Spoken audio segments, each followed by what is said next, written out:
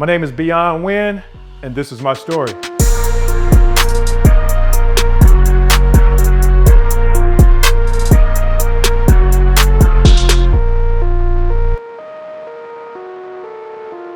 What did it take me to make my first $1 million? It took me a bunch of fuck ups. Star Avenue, that's the street I grew up on. And so that's where we're going next. Let's go. So this is the street, Star Avenue. That house right there is Miss Lewis. She's one of the most famous Congress women in Cleveland, Ohio. She passed away, but Miss Lewis always lived right there. So as a kid, you know, we lived on that end. Miss Lewis lived right here, so we used to always see Miss Lewis all the time. She was the Congress councilwoman for Ward 7. That's where we at. This zip code 44103, this is Ward 7. And Miss Lewis is one of the most known councilwomen in Cleveland, Ohio's history. Word. And so, yeah, I used to play with her grandson. His name was Brian too. That used to be my name before I changed my name. This is the street I grew up on, Star Avenue. Seeing you from down the street. How you doing? Hey, you see me, bro? Yeah, I did. Baby. Good. Good to see you. Yep. Yeah, I ain't been over here in a while either. I don't Yeah. like you ain't missing nothing. I'm finna move out of town. I'm going back to Tennessee. Oh, okay. It was good seeing you. You too, baby. All right. I used to walk to school like, shit. Man, probably like 20 blocks. We're gonna go down there. My mother didn't care. Rain, sleet, hail, snow, walk to school. Coming from the streets, AKA the, pharmaceuticals to legitimate business, I brought some of the same attitude and energy that I had in the pharmaceutical business, meaning that, you get $2.50, you feel like, nobody can tell you anything. You got all this ego, this pride, and you hard-headed. So when I first got in the game, I wasn't listening a lot. I was just kind of doing whatever the fuck I wanted to do. Our house used to be right here. Our house, they tore it down. I don't know how many years ago they tore our house down, but yeah, I don't know. Guess it was in bad shape. But yeah, they tore the house down, and right across the street on the corner, my grandmother's house was right there. Walk right across the street. Yeah, grandma's house is always jumping. Like it was one of those houses, because my grandmother had 11 kids. So it's a bunch of us. And then it's like, my family has always been known in Cleveland, Ohio, the Wynn family. So whoever the who's who in the city, they always coming by my grandma's house. I mean, they were the who's who, and everybody liked, John Wynn and Ethel Wynn. My grandma's name was Ethel, my grandfather's name was John. Like, people loved them. So people gravitated to him. I remember so many people, they go to prison 10, 20 years, when they get out, they come over my grandmother's house. People you ain't seen for years, you could see them over Mr. and Mr. Wynn's house. Like, yeah, you could feel it. Like, you could feel it. Like, there's like everybody over here. Like, see people pulling up in Mercedes, like it was something like on like a TV show or something. Yeah. So when people ask, okay, what did it take to make the first $1 million? First of all, getting started. A lot of people talking about they want to make all this money, but they never fucking get started. Even if you get it wrong, right? Because you're gonna get it wrong before you get it right. Write this down. You go and get it wrong more often than you get it right.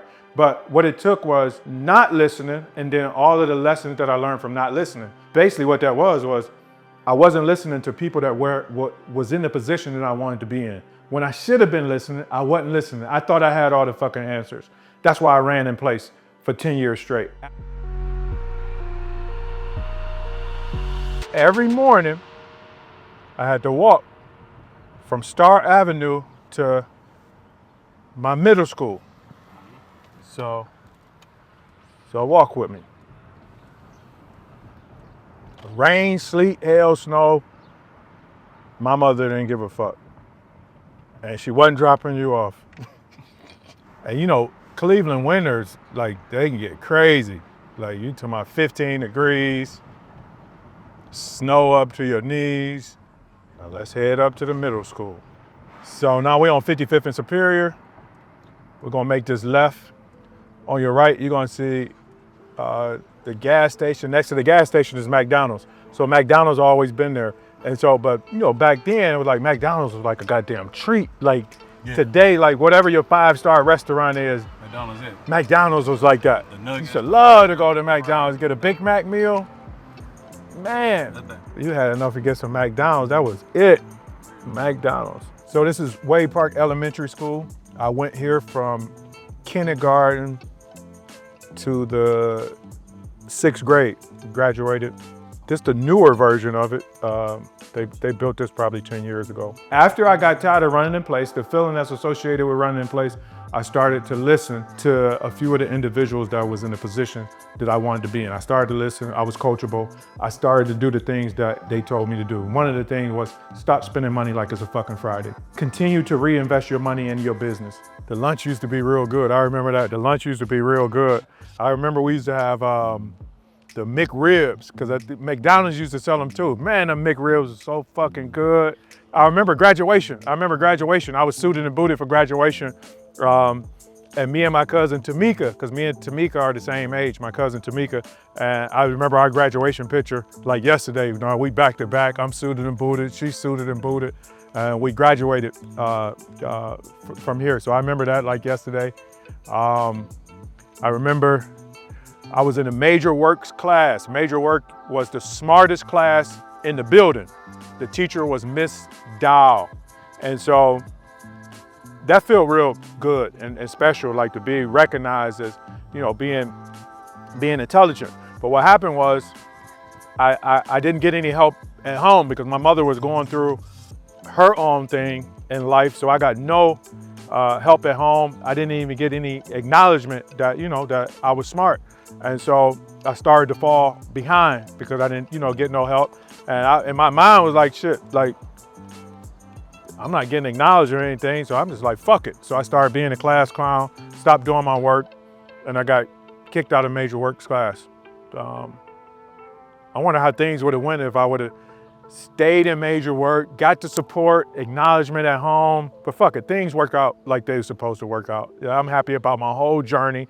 I own the rights to my whole story, whether it's getting kicked out of major work class, dropping out the 9th grade, going to the detention home, going on a state sabbatical, going on a federal sabbatical. All those things made me the amazing human being that I am today. I appreciate it.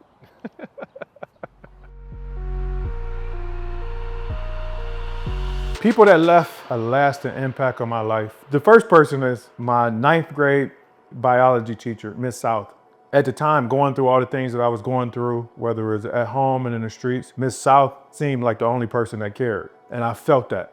You know, elementary school, did I think it was boring? Elementary school wasn't boring. For some strange reason, I liked elementary school a lot up until when I got kicked out of major work. But I liked school at that time. Yeah, I enjoyed school. See, at home, I didn't get any acknowledgement, right? At the time, I didn't understand what was going on, like, you know, my mother dealing with whatever she was dealing with, like in her life and her childhood, and her not knowing how to handle those emotions. A lot of those things got took out on me. Like, you know, I was physically abused, like beat up at home, you know, by the person that's supposed to love you, like, and protect you. But, you know, I remember getting, you know, whooped with extension cords, like hit with the bat. And so those things, it put me like in a dark, sad, you know, space. And so that made me, you know, I used to be happy to get out the house and come to school, right? Because at home, it's like it was like a war at home. So in school, it was an opportunity for me to take my mind away from everything that I was going through at home. So I was fully engaged at school. It was what I needed at the time to take my mind away from the things that I was dealing with at home. That's why I think I liked school, you know, at that time. Invest money in personal development. Go on to personal development retreats, because wherever you go, you're gonna go with you. So if you don't build you up, opportunities and money can't possibly stay around you. But as you continue to build you up, your mindset, building yourself from the inside out, you will attract opportunities, and money will just be a byproduct. So it took for me to get out of my own fucking way, be coachable, and listen to the people that was already in the position that I wanted to be in. You know, fast forward, after I graduated from the 6th grade to the 7th grade, went to junior high. At that point, I started to feel like a man. And so at that point, the different stuff at home, it stopped. And I got involved with the streets and, different things like that. And then I stopped caring about school. But, it's funny, I carried that resentment from my mom and just the relationship we had at the time. I carried that with me, probably till I was 30 something, like just dealing with that as a man. That's something that's a heavy load to carry. Like your mom, beating you up and, you don't feel like, your mom loves you. And it affected a lot of my relationships, especially with women, going through that at home. That's this, Wayade Park Elementary School. Forever grateful for, the teachers and all the experience that I got on that, 1st to 6th grade journey. The hardest part about changing my life was disconnecting from the people that I used to be around in the pharmaceutical business. Like, that was hard. You get used to being around people, AKA your comfort zone. Like, it was hard to change that.